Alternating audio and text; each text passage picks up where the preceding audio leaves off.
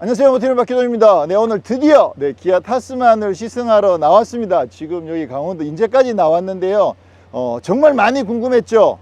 그동안 뭐 디자인도 먼저 한번 살펴봤고 기술도 또 한번 살펴봤고, 그리고 드디어 오늘 시승하는 날인데요. 오늘 시승은 기본적으로 X 프로 트림을 가지고 오프로드 테스트를 하고요. 그 다음에 요거 기본형 모델 가지고 공도 주행까지 해보도록 하겠습니다. 자, 시승을 출발하기 전에 먼저 기본적으로 타스만에 대한 거 잠깐 살펴보면요.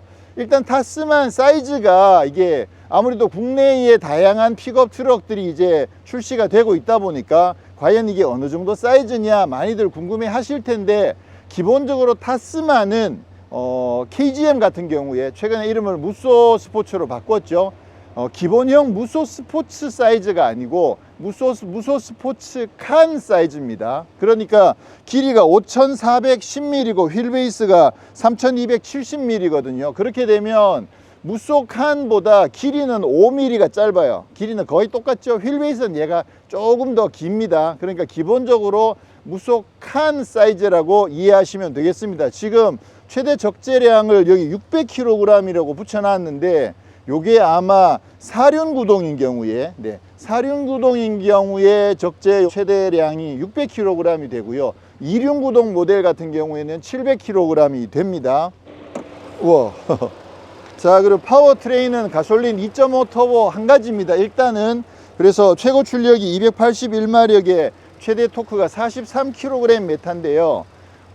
아무래도 이 픽업 트럭은 여러 가지 면에서 디젤이 좀 더 유리하긴 하죠. 경제적인 면에서도 그렇고, 기름을 많이 먹는 연비 면에서도 그렇고, 그렇긴 하지만 국내에서 최근에 아무래도 가솔린에 대한 수요가 많이 있기도 하고, 특히나 타스만 같은 경우에는 굉장히 고급스럽게 차를 세팅을 많이 했거든요. 그러니까 기본적으로 이 차의 수요층 자체를 좀 고급스러운 픽업을 원하는 그런 쪽에 타겟팅을 했다고 볼 수가 있겠죠. 그래서 지금 국내에는 가솔린 2.5 터보만 출시가 됐고, 뭐 호주 같은 경우에는 2.2 디젤도 출시가 된다고 하는데, 향후에 국내에 출시가 될 수 있을지는 글쎄요, 그거는 뭐 시장 상황을 봐야 되겠죠. 자, 그리고 이제 연비 같은 경우에 2륜이면 복합이 한 8에서 8.5 이 정도 되고요. 그다음에 4륜이 되면 7에서 8 이 정도 되거든요. 근데 X 프로 같은 경우에는 7.4, 7.6, 7.7 뭐 요 정도 되는 것 같습니다. 연비가. 그러니까 아무래도 가솔린인 만큼 연비에서는 조금 불리할 수밖에 없는 구성이긴 하죠. 와, 엔진룸이 4기통 지금 2.5 터보다 보니까 차가 워낙 거대하잖아요. 그래서 공간 자체는 굉장히 여유가 있습니다. 자, 이게 도강 깊이가 80cm라고 하는데요. 80cm면 그럼 어디까지가 80이냐? 이게 재원상 이 X 프로의 이 올터레인 타이어의 외경, 요게 804mm예요. 그러니까 요 타이어가 끝까지 잠기는 데까지 가면 80cm가 된다, 이렇게 보시면 되겠죠. 요거 말고 기본형 18인치 휠 일반 모델 같은 경우에는 외경이 776이거든요. 그러니까 일반 타이어가 보다는 조금, 일반 타이어는 완전히 푹 잠겨도 되고, 올터레인 타이어는 끝에 한 몇 미리, 4mm 남겨놓고 거기까지가 80cm다, 이렇게 이해하시면 되겠죠. 그러면 여기면 거의 문 기준으로 여기까지 올라오는 거거든요. 와, 엄청 깊이 잠기는 거죠. 지금 보시면 이게 이제 엔진 흡기 라인이잖아요. 여기 흡기 필터가 있는데, 요게 보통은 이게 이쪽 앞쪽으로 뚫려 있어서 이쪽에 라디에이터라든가 이쪽을 통해서 들어오는 공기가 이렇게 통해서 들어가는데, 보시면 여기 연결되어 있죠. 여기. 네. 그렇다는 얘기는 구멍이 뚫려 가지고 이 속에 지금 흡기관이 하나가 더 있다, 연결되어 있다는 거거든요. 지난번에 영상에서, 테크 영상에서 보셨듯이 여기 흡기구가 이쪽에서 나와서 뒤쪽을 향해서 약간 위쪽으로, 이 속에서 약간 위쪽으로 뒤를 향해서 이렇게 지금 설치가 되어 있다는 거죠. 그래서 이게 이거는 높이가 90cm가 95cm였나? 그 정도 되거든요. 그러니까 무리한 여기까지 차더라도 흡기에는 전혀 지장을 미치지 않도록 그렇게 지금 설계가 되어 있다라는 거, 기본적으로 굉장히 잘 해놨죠. 이렇게 되면 웬만해서는 뭐 굳이 스노클이 필요 없을 정도이기도 하고, 만약에 또 스노클을 장착을 한다고 하더라도 이쪽에 빼놓기를 잘 빼놔 가지고 여기서 뚫어 가지고 이렇게 스노클을 올린다 그러면 그런 것도 또 튜닝하기에도 굉장히 유리한 면들도 있겠죠. 자, 컬러도 좀 보시면 지금 요게 런웨이 레드예요. 런웨이 레드인데 요거 엄청 예뻐요. 완전 흑장미색,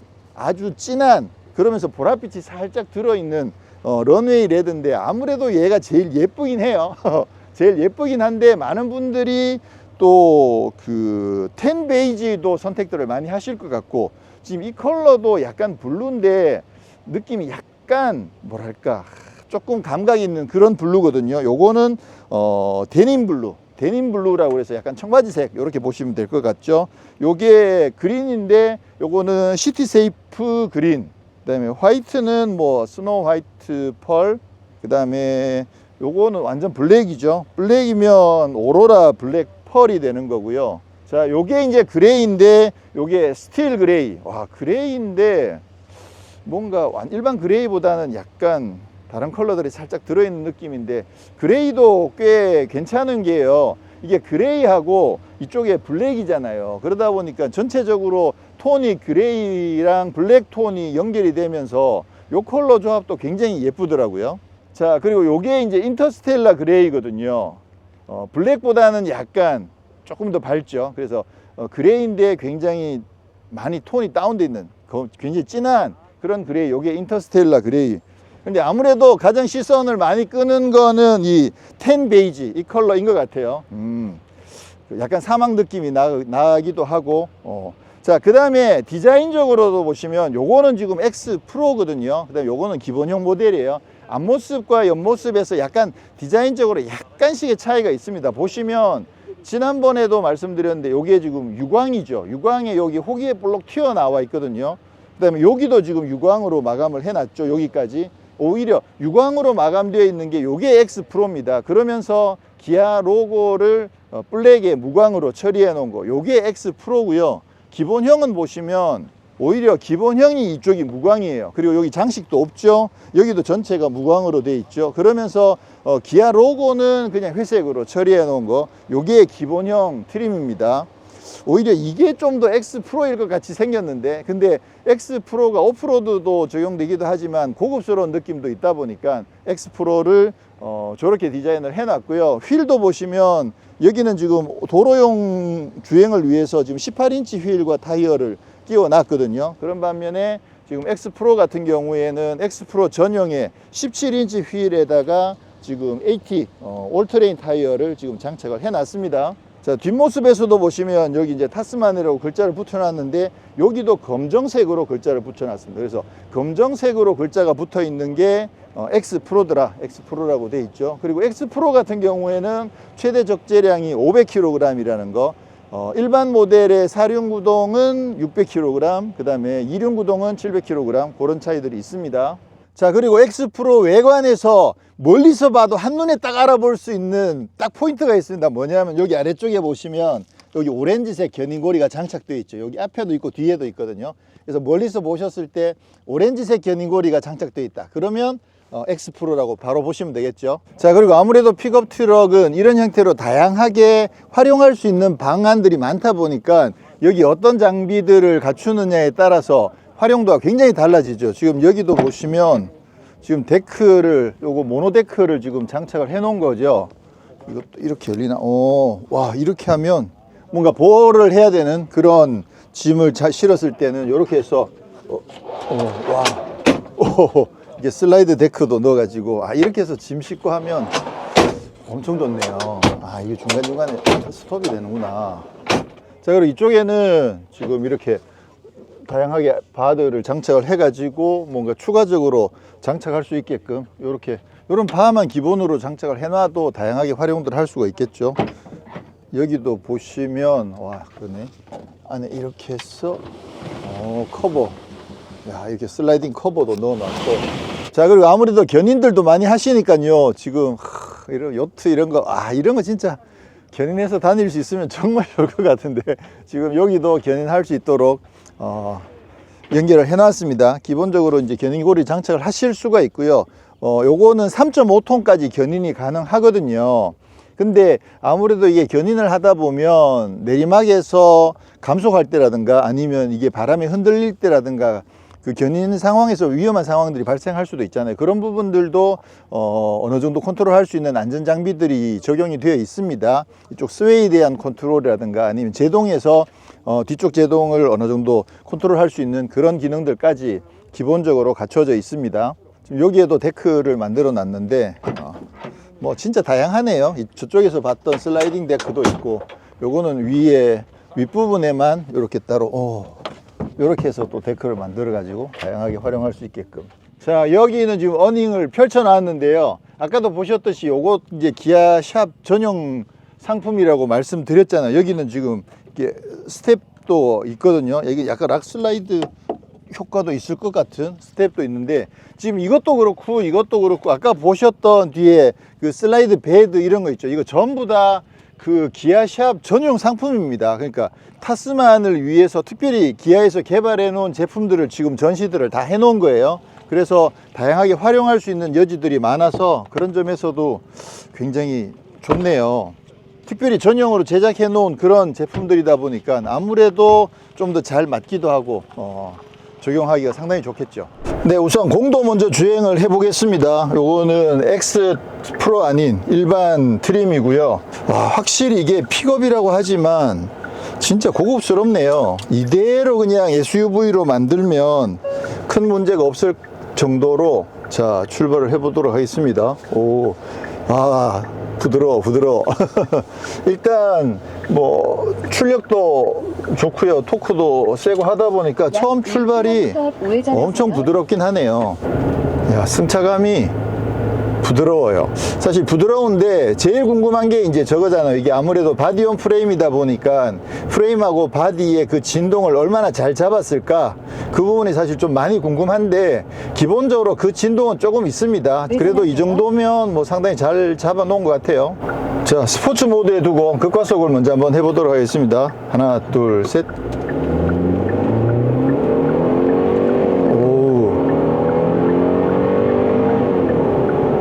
네, 야, 이게 이 정도면 뭐 이게 픽업이잖아요. 그런 거 생각해 보면 힘은 진짜 충분히 강력합니다. 이야, 근데 하체가 많이 부드럽네요. 약간 렉스턴 스포츠랑 비슷하거나 렉스턴 스포츠보다 조금 더 부드러운 느낌.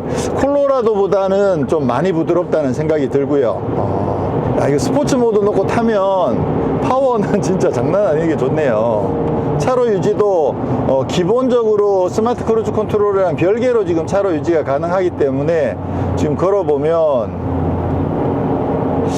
근데 이게 생각보다 헤드업 디스플레이가 없다는 게 조금 아쉽긴 하네요. 이게 기본적으로 장비들이 워낙 잘 갖추어져 있거든요. 그러다 보니까 이게 헤드업 디스플레이가 없는 게 조금 많이 아쉽다는 생각을 하게 됩니다. 그러면 지금 여기서 이렇게 지금 차로 유지를 걸고 돌아가 보면 뭐 이 정도는 문제없이 차로 유지를 잘 해주고 있고요. 그리고 핸들을 잡으세요 경고가 떴을 때 지금 정전식이어 가지고 핸들만 살짝 잡으면 바로 경고가 사라집니다. 이렇게 하니까 진짜 SUV를 타고 있는 느낌이 확실히 많이 들거든요. 그 점이 아무래도 타스만에 있어서 최고의 장점이 아닐까 그렇게 생각합니다. 이미 이 차의 SUV 버전 혹은 이제 전기나 하이브리드 버전에 대한 이야기들이 계속 많은 분들이 워낙 궁금해 하시니까 이야기들이 나오고 있는 상황이고요. SUV는 분명히 나온다고 봐야겠죠. 그렇게 되면 결국 이제 모하비의 뒤를 잇는 바디온 프레임의 오프로드의 극강의 성능을 보여주는 그런 SUV가 등장을 하는 거죠. 또 궁금해하는 게 이제 타스만의 전기차 버전도 사실 궁금해들 하잖아요. 저 같은 경우도 만약에 이거 전기차로 나온다 그러면 진짜 관심이 있거든요. EV6에서 딱 타스만 전기차로 넘어가든가 하면 딱 좋을 것 같긴 한데, 이렇게 놓으면 앰비언트 라이트도 잘 적용되어 있고요. 라인 자체가 되게 예뻐요. 저쪽 끝에 라운드져 있는 저런 부분들까지 조명을 넣어 가지고 굉장히 예쁘게 앰비언트 라이트도 잘 넣어 놨네요. 와, 지금 저쪽에 지금 강이 이렇게 보이는데 옆에 막 자갈들이 있고 그 강변이 막 엄청 예쁘잖아요. 이 차가 저기에 서 있으면 딱인 거잖아, 그림이. 와, 진짜 저런 장소랑 너무 잘 어울리는 그런 차가 드디어 이제 국산차에도 시리즈에서, 물론 그 전에 이제 KGM이 있긴 했습니다만, 좀 더 고급스러우면서 정말 많은 분들이 또 관심을 가질 만한 그런 차가 나왔다라는 점에 있어서 참 엄청 반갑네요. 와, 정말 멋있잖아요. 저기 딱 서 있으면 강가에, 그죠? 네, 제대로 그림이잖아. 아무래도 이게 바디온 프레임은 뭐 어쩔 수 없습니다. 예, 그 유니바디랑은 다를 수밖에 없는 구조여서, 그래서 진동이 조금씩 들어올 수밖에 없는데, 특히나 이렇게 요철을 지날 땐 어쩔 수 없죠. 근데 이 정도면 뭐 충분히 인정할 만큼 꽤 잘 잡아놨다, 뭐 이렇게 볼 수 있을 것 같아요. 지금 패들 시프트도 적용되어 있습니다. 오, 회전수 보정이 꽤 되는 것 같은 느낌인데, 이 정도면 억지로 밀려서 올라가는 게 아니라 회전수를 약간 올려주는 느낌을 주거든요. 스포츠 모드로 한번 바꿔볼게요. 이 상태에서 회전수 보정 좀 하잖아. 꽤 하는데요. 와, 이거는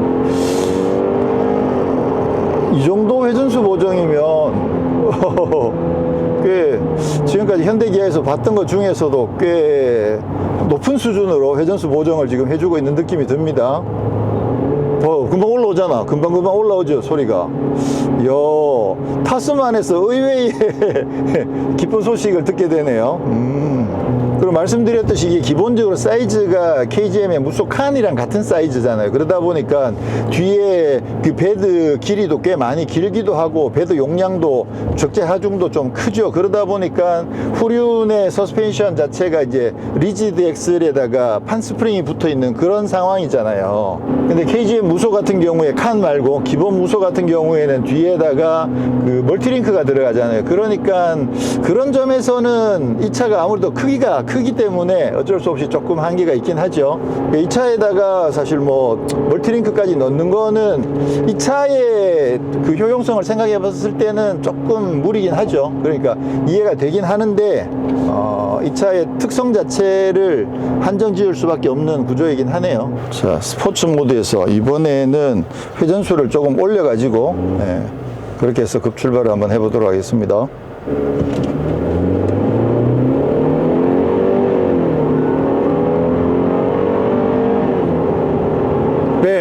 오, 강력하죠. 이야. 근데 이게 아무래도 픽업 트럭의 특성상 종감속비가 꽤 높을 거라고요. 승용차랑은 다르겠죠. 그러다 보니까 아무래도 회전이 많이 올라갔을 때 그 사운드가 좀 시끄러운 사운드는 꽤 많이 들어옵니다. 자, 지금 한 32km 정도를 주행을 했는데요. 지금 말씀드렸듯이 오는 동안에는 그 4A 모드로, 사륜구동 오토 모드로 주행을 했습니다. 그렇게 해가지고 지금까지 연비가 5.9km/L가 나왔네요. 보셨던 것처럼 중간중간 계속 스포츠 모드도 쓰고, 그리고 또 급가속도 좀 하고, 그렇게 해가지고 나온 연비가 지금 5.9km 정도 나왔습니다. 자, 여기 보시면 이제 차이가 납니다. 요게 지금 X 프로 트림이 아니잖아요. X 프로 같은 경우에 지난번에 여기에다가 요 HDC 버튼도 이쪽에 있었고요. 그 다음에 여기에다가 그 X 트랙 있었죠. 요거 버튼을 눌러서 위아래로 움직이면 엑스트랙 단계를 조절하는 그게 기능이 여기에 붙어 있었고, 요 자리에 뭐가 있었느냐 하면 후륜 디퍼렌셜 락 그 버튼이 있었는데, 지금 여기는 그 후륜 디퍼렌셜 락도 지금 빠져 있는 상황이죠. 그리고 이쪽에는 콘솔을 이쪽에서도 이렇게 열어서 보시면 여기 안에 제온도 적어 놨거든요. 깨알같이. 그래서 제온도 예쁘게 들어가 있고, 요렇게 말고 이쪽에서 이렇게 열게 되면, 그러면 이렇게 해서 쓰실 수도 있습니다. 오, 이것도 나름 테이블이 되네. 근데 이렇게 하면 이게 컵홀더를 쓸 수 없는 게 또 좀 단점이긴 하네요. 근데 요건 느낌은 되게 좋아요. 이게 약간 논슬립이, 완전 논슬립은 아닌데도 조금 논슬립 같은 느낌이어서 뭔가 노트북 같은 거 올려서 작업을 한다든가 그렇게 할 때도 꽤 편리할 것 같아요. 이렇게 2단으로 콘솔을 이렇게 쓸 수 있더라. 자, 지금 요게 제가 운전한 포지션 그대로거든요. 그러다 보니까 아무래도 2열 공간이 조금 좁긴 하죠. 자, 그리고 요 상태에서 뒤로 밀 수가 있습니다. 밀면, 그러면 아무래도 무릎 공간은 조금 여유가 생기죠. 그리고 이렇게 앉아도 사실 크게 불편하지는 않거든요. 등받이 각도가. 이렇게 조금 올려보면 그래서 이렇게 가는 것도 나쁘진 않아요. 다리가 기신 분들은 그 대신 이제 다리가 그렇게 길지 않고 앞에 공간이 그렇게 많이 필요하지 않다는 분들은 살짝 빼면 이러면 확실히 더 편하죠. 근데 이 각도는 진짜 편하긴 하네요.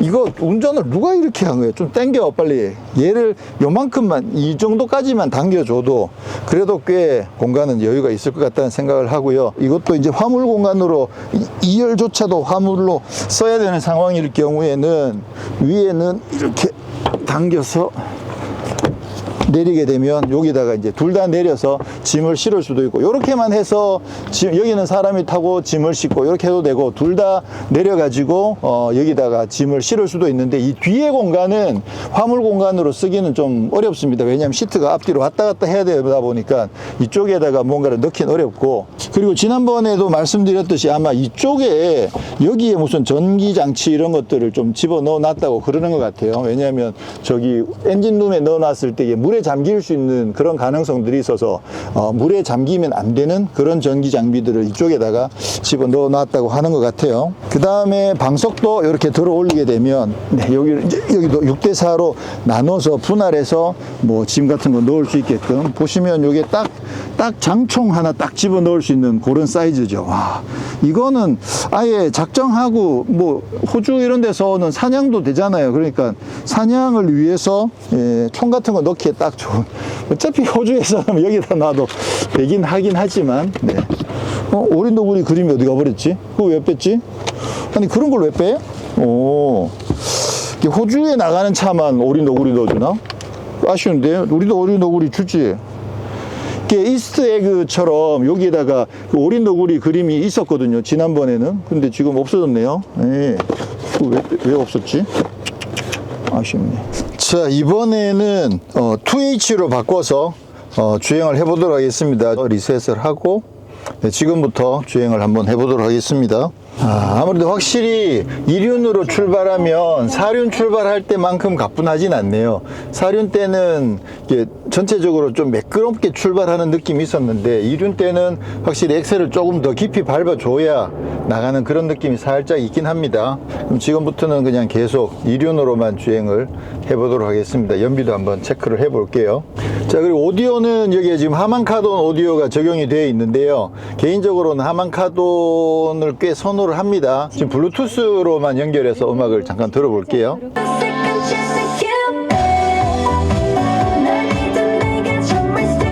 큐피드가 아니고 스투피드. 지금 이게 블루투스로 듣기에는 뭔가 손실이 너무 커요. 네. 그렇게 해서 지금 막 소리도 좀 막 뭔가 이렇게 퍼져 있는 듯한 느낌이 들기도 하고, 여기저기 비어 있는 느낌도 좀 들고, 볼륨이나 이런 부분들도 조금 아쉽기도 하고요. 아마 지니 뮤직 이런 게 들어있지 않을까 싶은데, 헤이 기아로 설정할 수 있다고 되어 있습니다. 헤이 기아 50-50 큐피드 틀어줘. 음악을 검색할게요.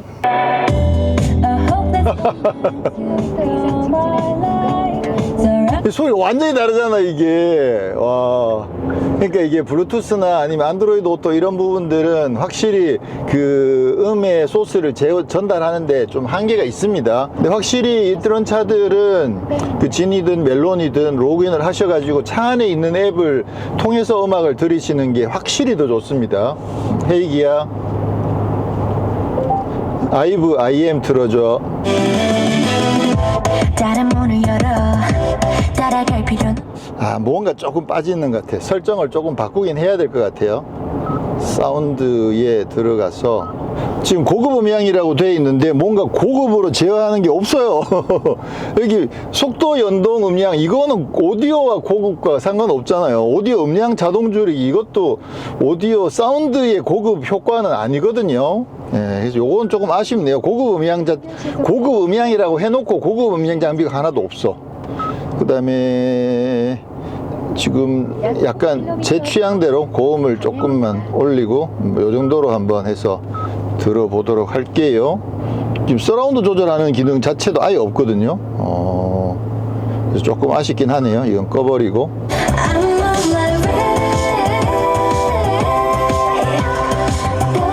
확실히 사운드는 더 약간 본인 취향에 맞춰서 설정을 조금만 바꾸셔도 상당히 좋다는 생각을 하게 되고요.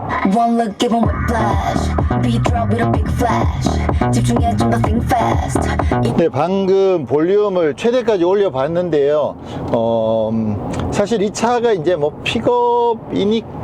픽업이라고 무시하면 안 되죠. 그래서 기본적으로 하만 카돈 자체 오디오는 괜찮습니다. 기대보다 괜찮습니다. 다만 이제 그냥 우리가 기대치를 조금만 더 높인다고 봤을 때 출력도 조금 더 높았으면 좋겠다. 그 다음에 서라운드라든가 무슨 그런 고급 음향 기능들, 그런 부분들도 조금 더 취향에 따라서 선택할 수 있는 그런 옵션들이 조금 더 있으면 좋겠다라는 생각이 들긴 하지만, 그냥 일반적인 범위로만 봤을 때는 뭐 이 정도면 오디오는 꽤 괜찮은 것 같아요. 최근에 나온 그 현대와 기아, 제네시스 말고 현대와 기아들 중에서는 이 정도면 꽤 좋은 편에 속할 정도로 오디오 세팅은 잘 해놓은 것 같아요. 하만 카돈을 잘 살렸네요. 네.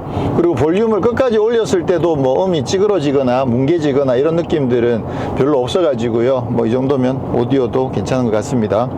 지금 오늘 시승 자체가 계속 국도만 주행을 하고 있거든요. 그러다 보니까 최고 속도가 한 80km 이 정도밖에 안 돼요. 그래서 지금 80km, 70km 도로에 따라서 스마트 크루즈 컨트롤을 걸고 주행을 하고 있습니다. 근데 기본적으로 키가 크기도 하지만 공간 자체가 정말 높네요. 머리 위에도 공간이 지금 이만큼이 높아가지고 제가 앉아서도 이 정도 공간이 있으니까 공간을 활용하기는 전체적으로 정말 좋은 것 같아요. 이야. 네, 지금까지 30.9km를 주행을 했고요. 말씀드렸듯이 이 차는 4륜구동 모델입니다. 2륜구동 전용 모델이 있는데 이 차는 4륜구동 모델인데 2H에다 놓고 한 31km 정도를 주행을 했고요. 계속 스마트 크루즈 컨트롤을 70km 혹은 80km 이 정도에다가 세팅을 해가지고 스마트 크루즈 컨트롤을 좀 많이 썼습니다. 중간중간에 신호가 걸리면 뭐 정차하고 재출발도 하긴 했습니다만, 그렇게 해서 지금 31.2km를 주행했고 연비가 11.3km per 리터가 나왔네요.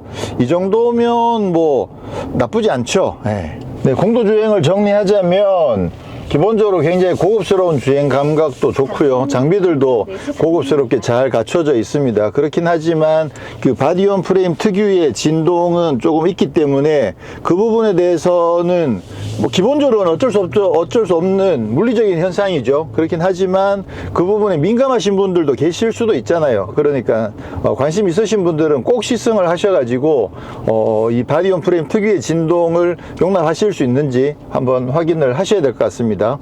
자, 지금 임도를 가기 위해서 엑스프로로 지금 일반 도로를 주행을 하고 있는데요. 아무래도 엑스프로는 최저 지상고도 더 높기도 하고 타이어도 또 기본으로 AT 타이어를 장착을 하고 있어서 승차감에서 아무래도 조금 변화가 있지 않을까 싶은데, 뭐 엑스프로를 선택하시더라도 일상적인 도로 주행에서 크게 불편은 없을 것 같다라는 생각은 하게 됩니다. 자, 이제 임도가 시작됐는데요. 지금은 이제 콘크리트가 좀 깔려 있는 그런 길이고요. 지금부터는 4륜 오토로 주행을 해보도록 하겠습니다. 지금 여기도 꽤 지금 약간 진흙길이 되어 있는데 뭐 이 정도는 충분히 주행할 수 있고요. 그래도 4L로 바꿔서 주행을 해보도록 하겠습니다. 네, 전 차량 다 4륜 로우로 변경해서 자, 가볼게요. 기어를 뉴트럴에 놓고 깜빡깜빡하다가 네네, 자 됐습니다. 그리고 이제 터레인 모드도 머드로 변경해서 가볼게요. 터레인 모드도 한번더 클릭해서 네. 모드로 주행을 해보도록 하겠습니다. 네. 지금 지난번에 말씀드린 것처럼 이제 X 프로 같은 경우에는 4L에서 락 모드도 추가가 되고요. 그리고 뭐 X 트랙 같은 것도 다 쓸 수가 있습니다. 지금 아무래도 로기어가 들어가다 보니까 엔진 사운드가 꽤 많이 올라가죠. 기어를 고단으로 잘 안 올리네요, 얘가. 네, 맞습니다. 네. 1, 2단까지는 좀 자유롭게 움직이는데 네, 3단, 네. 3단으로 잘 안 가주는군요. 네. 기본적으로 아무래도 이제 4L 모드 자체가 워낙 이제 아주 험한 코스를 상정한 거다 보니까 3단까지 잘 안 올려주고 2단을 계속 유지를 하고 있는 것 같아요, 보니까. 잠시 정차하셨다가 엑스트랙으로 이제 야, 드디어 엑스트랙을 써보는군요. 네, 클릭해 주시면은 눌러서 엑스트랙을 누르고요. 준비 중이고 브레이크에서 발을 떼면은 바로 엑스트랙 사용 가능합니다. 그래서 그리고 5단계로 조절 가능하고. 지금 1단계네요. 네네. 1단계는 움직이지도 않는데 거의. 네, 그렇습니다. 거의 이제 3단계 정도까지 야. 높여서 한번 가보도록 할게요. 지금 이게 정차해 있는 상태에서 바로 엑셀에서 발을 뗐기 때문에요. 크리핑 자체가 굉장히 약해요. 그러다 보니까 지금 언덕이고 해가지고 1단계에서는 거의 출발을 안 하는 느낌으로 지금 돼 있었는데 지금은 이제 3단계고요. 조금 더 올리죠. 3단계에서는 지금 시속 4km로 주행한다고 나오고 있거든요. 4단계로 바꾸면 그러면 지금 시속 한 7km까지 올라가네요. 예. 지금 제가 엑셀과 브레이크를 전혀 안 밟고 있는 상황이고요. 그냥 이 속도로 시속 6km, 7km 정도로 얘가 알아서 지금 크루즈 컨트롤을 쓰고 있는 상황입니다. 근데 이게 그 아주 험한 경사를 올라갈 때나 또는 이제 진흙이나 모래밭 이런 데 지나가야 할 때 운전자가 실수로 엑셀을 심하게 밟거나 아니면 브레이크를 잘못 밟아서 차가 잠깐 서버린다든가 했을 때 다시 출발하려고 하면 문제가 생길 수도 있거든요. 그런 상황을 방지하기 위해서 일정한 속도로 꾸준하게 통과해 주는 게 되게 중요한데 그렇게 봤을 때 이런 기능이 있으면 이건 진짜 극한 상황에서 운전자의 실수를 어느 정도 커버해 줄 수 있는 그런 기능이 되는 거죠. 지금 5단계로 주행을 한번 해보도록 하겠습니다. 네, 지금은 시속 10km까지 올라갔습니다. 네, 여기서 엑셀을 밟아보면 일시 해제가 되고 속도가 조금 더 올라가긴 하는데 이건 일반 크루즈 컨트롤이랑 똑같네요. 크루즈 컨트롤 걸고 있는 상황에서 엑셀 밟으면 속도가 조금 올라갔다가 다시 내려오잖아요. 그리고 브레이크를 밟아버리면 브레이크 밟으면 속도는 떨어지긴 하는데 일시 해제되었습니다 이렇게 뜨진 않는군요.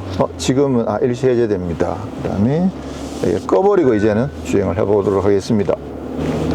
근데 저희가 오프로드 시승할 때마다 자주 말씀드리는 거지만 이 차의 성능은 이거보다 훨씬 더 강력하거든요. 근데 이제 저희가 그 강력한 그 상황에서 다 테스트를 할 수는 없다 보니까 그걸 상정해 가지고 기능들을 설명드리는 거지 사실 이 정도는 그냥 이륜으로 오고요. 좀 전에 그 진흙이 막 있는 그런 정도 됐을 때 사륜 오토로만 하더라도 사실 이 정도는 다 올라올 수 있는 길이긴 하거든요. 그러니까 실제로 이 차가 갖고 있는 실력은 이거보다 엄청 더 강력하다고 보셔야 되는 거죠. 확실히 이 차는 이런 오프로드를 와야 제대로 느낌이 나는 게 온로드에서는 아무래도 그 바디온 프레임의 그 진동 이야기를 제가 말씀을 많이 드렸잖아요. 근데 여기 오면 그거 전혀 안 느껴지거든요. 어차피 계속 출렁출렁 하고 있기 때문에 훨씬 더 믿음이 가고 튼튼하다는 걸 알고 있기 때문에 이런 데 와야 제대로 이게 느낌이 나긴 하네요. 와, 좋습니다.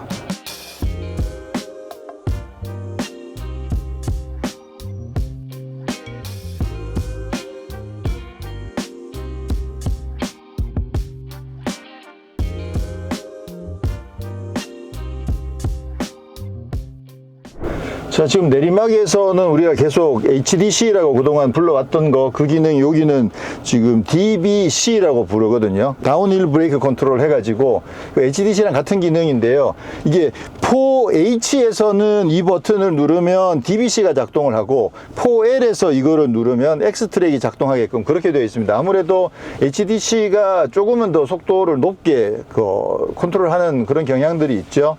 그리고 이게 그 속도를 조절하는 것도 예전에는 BMW 같은 경우에는 이쪽에 있는 크루즈 컨트롤 이 레버를 통해서 컨트롤을 하는 경우들도 있었고 아니면 다른 차들은 초창기에는 그냥 거의 비슷한 정속으로 내려가는 경우들이 있었는데 이거 같은 경우는 지금 출발을 한 다음에 제가 엑셀을 조금 밟아서 속도를 조금 올리잖아요. 그러면 올렸다가 엑셀에서 발을 떼는 그 순간 그 올려놓은 그 속도로 속도를 설정을 해줍니다. 근데 이제 딱 정확하게 예를 들어서 내가 20km, 시속 20km까지 올렸다가 엑셀을 떼면 20으로 설정하는 게 아니라 20에서 한 2, 3km 정도 낮은 정도로 설정을 해서 내려가줘요. 그렇게 이렇게 가다가 만약 경사가 너무 급하다 그러면 브레이크를 밟잖아요. 그래서 속도를 좀 줄이죠. 그 상태에서 브레이크에서 발을 떼면 줄여놓은 그 속도로 다시 설정을 해가지고 또 천천히 내려가 주는 거죠. 이 방식이 그 HDC 중에서는 제일 편하고 좋은 것 같아요. 네.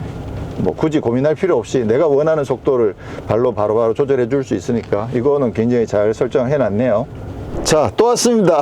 여기 지난번에 그 랜드로버도 체험하고 렉서스 LX도 체험했던 그 아르고 체험장인데요. 여기서 오프로드 코스를 주행을 해볼 건데, 자, 일단 4L로 바꾸고요. 기어를 뉴트럴에 둔 상태에서 4L로 바꾸고, 그 다음에 지금 오프로드 화면 같은 경우는 이 홈 화면에 옆에 오프로드라고 버튼이 있거든요. 이거 누르시면 지금 오프로드 화면이 뜨죠. 지금 계기판 가운데도 오프로드 화면 띄워놨고, 여기도 오프로드 화면을 띄워놨는데, 이 상태에서 화면을 이쪽으로 한번 미시면, 그러면 이제 그라운드 클리어 요 영상이 나옵니다. 자, 지금은 물길을 이게 얕게 지나가도록 하겠습니다. 이게 도관 깊이는 최대 80cm인데 여기는 지금 뭐 한 30cm 그 정도밖에 안 되는 길인데 천천히 지금 통과를 하고 있고요. 우와, 이게 지금 보시면 여기가 물길 위가 보이잖아요. 지금 이게 카메라가 바닥에 있으면 물 아래를 보여줘야 되는데 그건 아니긴 하거든요. 그렇긴 하지만 이 정도 모니터만 있더라도 아무래도 전방 상황을 확인할 때, 특히나 아예 전방이 안 보이는 그런 상황에서도 카메라가 확인할 수 있으니까 꽤 도움이 많이 되죠.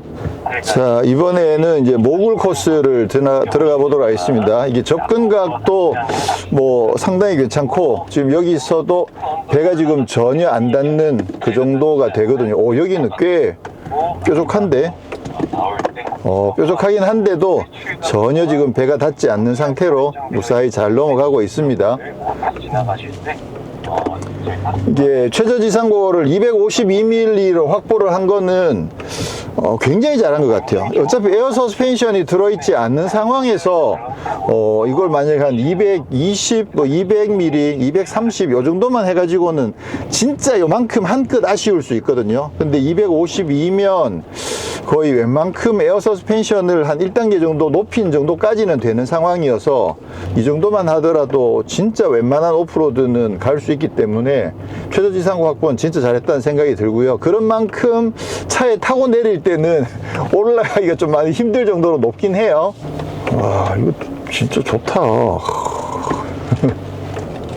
사실 그동안 국산차에서는 뭐 렉스턴 스포츠나 스포츠칸 같은 차들이 그래도 나름 굉장히 오프로드 성능도 꽤 탁월할 정도로 잘 적용을 해놨었는데, 이 차는 확실히 훨씬 더 고급스럽기 때문에 좀 더 그 고급차 수요를 커버할 수 있다는 점에서 사실 굉장히 반갑죠. 자, 지금은 락 모드로 바꿨는데요. 락 모드로 바꾸면 확실히 엑셀도 회전수도 좀 더 높게 쓰고, 엑셀에 대한 응답성 자체가 조금 더 깊이 밟아야 움직이는 그런 느낌이 들긴 하거든요. 근데 또 장점이 뭐냐면, 이렇게 가다가 엑셀에서 발을 떼더라도 회전수가 바로 뚝 떨어지지도 않고 어느 정도 회전수를 유지를 해줍니다. 그렇게 해서 약간 큰 바위 같은 거를 넘어갈 때 이게 중간에 멈추거나 하지 않고 또 갑자기 확 올라가서 미끄러지거나 하지 않도록, 그런 부분들을 운전자의 의지랑 상관없이 차가 알아서 그런 부분들을 컨트롤 잘 해주는 거죠. 네. 여기는 락은 없는데 근데 확실히 온로드에서도 이 X 프로가 승차감이 최종적으로 더 좋다고 판단이 되거든요. 그런 만큼 오프로드에 들어왔을 때도 아마 기본 트림보다는 X 프로를 타시는 게 승차감 면에서도 더 유리하지 않을까 이렇게 생각이 돼요. 와, 여기 물 좀 깊어졌어요. 와, 지금 앞차도 조금 깊어졌는데 그래도 지금 아직 보면 뭐 50cm까지는 안 될 것 같고요. 네. 오, 야, 지금 꽤 깊이 들어왔죠. 이야. 그래도 아직 도어까지는 안 잠겼어요. 네. 그래도 안에서 볼 때는 물에 진짜 깊이 빠진 것처럼 보이거든요. 네. 와, 여기 통과한다고? 이런 느낌이 드는데, 그래도 진짜 뭐 80cm까지 도강할 수 있기 때문에 이 정도면 뭐 진짜 끄떡없죠. 자, 와, 여기 이제 진흙 뻘땅이 있는데요. 와. 자, 지금 이제 ELD를 작동을 했습니다. 후륜 디퍼렌셜 락을 지금 켠 거죠. 예, 그래서 락 모드, 기본적으로 락 모드를 먼저 설정을 한 다음에 그 다음에 이쪽에 있는 후륜 디퍼렌셜 잠금 그 버튼을 누르게 되면, 그러면 위에 지금 후륜 잠금 그림이 뜨면서, 예. 오, 와, 이거 지금 이게 범프가 엄청나거든요. 그렇다는 얘기는 뭐냐면 이게 한쪽으로 기울었을 때 한쪽 바퀴가 들린단 말이에요. 근데 한쪽 바퀴가 들리면 일반적으로 그 디퍼런셜 락이 안 돼 있는 상황에서는 한쪽 바퀴가 헛돌게 되거든요. 들리는 바퀴가 헛돌면 그 다음에 어느 정도 한참 돌고 난 뒤에 그 트랙션 컨트롤이 이쪽에 브레이크를 잡아주고 구동력을 이쪽으로 보내서 통과하긴 해요. 근데 시간이 좀 걸리죠. 그리고 좀 불안정하기도 하고. 근데 이제 이거는 락을 걸어 놓으면 어차피 뒷바퀴가 어쨌거나 바퀴 땅에 붙어 있는 그 바퀴만 가지고도 잘 갈 수 있기 때문에, 자, 지금 이렇게 해서 보시면 이제 경사로 같은 거 보실 수가 있겠죠. 몇 도 정도 기울어지는지. 서면 경사로 저희 사이드 같은 경우는 처음에 언덕이 있어요. 그래서 언덕을 넘을 때 내 앞에 길이 잘 보이질 않게 됩니다. 여기 그렇기 때문에 여러분들 롤이 14도, 16도, 지금 17도, 18도 이렇게 보이죠. 네. 오우. 설정해 주시면 되겠습니다. 야, 지금 24도인데 기운 넘어질 것 같아. 넘어질 것 같아. 오, 확인해 보시죠. 야, 전용 계기판 확인해 야, 진짜. 아, 26도 한참 많이 올라가긴 했군요. 오. 오늘따라 왜 이렇게 더 불안하지? 자, 지금 여기는 이제 언덕을 올라갈 거여 가지고요. 엑스트랙을 활용해 보겠습니다. 말씀드렸듯이 엑스트랙이 이제 다른 차량들 같은 경우에는 크롤 모드라고 부르기도 하거든요. 네, 그러니까 천천히 올라가는 그런 느낌으로 할 수 있기 때문에, 와, 지난번보다 여기 바닥을 더 깊이 파가지고 경사를 좀 더 있어 보이게 지금 만들어 놨네요. 길게 만들어 놨네요. 자, 지금 엑스트랙을 켰고요. 2단계로 지금 주행을 하고 있는데, 그러니까 속도가 시속 2km, 3km 이 정도예요. 지금 엑셀 브레이크를 지금 안 밟고 있는 상황입니다. 지금 이 상태에서 끝까지 잘 올라주는지 한번 볼게요. 오늘 저희 오우. 여러분들 이야. 오, 이거 제가 엑셀 밟은 거 아니에요? 오, 야. 그렇죠. 지금 이렇게 꾸준하게 이렇게 올라가 준다는 거죠. 차가 속도가 순간적으로 느려지긴 해요. 왜냐하면 이제 지형에 따라서 조금씩 바뀌긴 하지만, 그렇긴 해도 어쨌거나 차가 엑셀을, 엔진 컨트롤을 꾸준하게 해준다는 거죠. 요 지금 화면, 이쪽 영상을 통해서 전방 화면도 볼 수가 있어 가지고, 예, 도움이 많이 되죠. 오, 지금 내리막에서도 그냥 엑스트랙을 그냥 그대로 유지하고 있습니다. 그렇게 해서 지금 시속 3km로 지금 내려가고 있네요. 야, 이 엑스트랙 기능도 사실 굉장히 고급 기능이라고 생각하고요. 그리고 이 후륜 디퍼런셜 락 이 기능도 굉장히 고급 기능인데, 이런 부분들을 이 X 프로 트림에는 적용을 해놔 가지고요. 이 점은 굉장히 괜찮죠. 아무래도 고급성이나 이런 부분들까지 생각해 보면 사실 경쟁 모델들 중에서, 국내 판매하고 있는 트럭들 중에서는 제일 고급스러운 건 맞는 것 같고요. 그런 반면에 오프로드 성능이나 이런 거 생각해 보더라도 랩터나 콜로라도나 이런 거랑 비교해 봤을 때 사실 빠지진 않거든요. 예. 그러니까 근데 또 가격까지 생각해 보면 콜로라도나 랩터 이런 거 막 7천만 원 넘잖아요. 그런 거 생각해 보면 X 프로의 옵션을 많이 넣어 가지고 한다고 하더라도 고급스러운 주행까지 고려해 본다고 하면 경쟁력은 굉장히 높다고 볼 수 있네요. 자, 이렇게 해서 오늘 시승 프로그램이 다 종료가 됐거든요. 공도, 임도, 그리고 이제 오프로드 특술 코스까지 시승을 다 마쳤는데요. 기본적으로 차가 갖고 있는 스펙 자체에서 어느 정도 확인이 되기도 하지만 그런 부분들을 굉장히 밸런스가 좋게끔 구현을 잘 했다는 생각이 들어요. 그래서 총평을 조금 하자면, 온로드 주행이 꽤 깔끔하긴 한데, 근데 어쩔 수 없이 그 바디온 프레임 특유의 진동, 그 부분은 조금 고려를 해야 된다.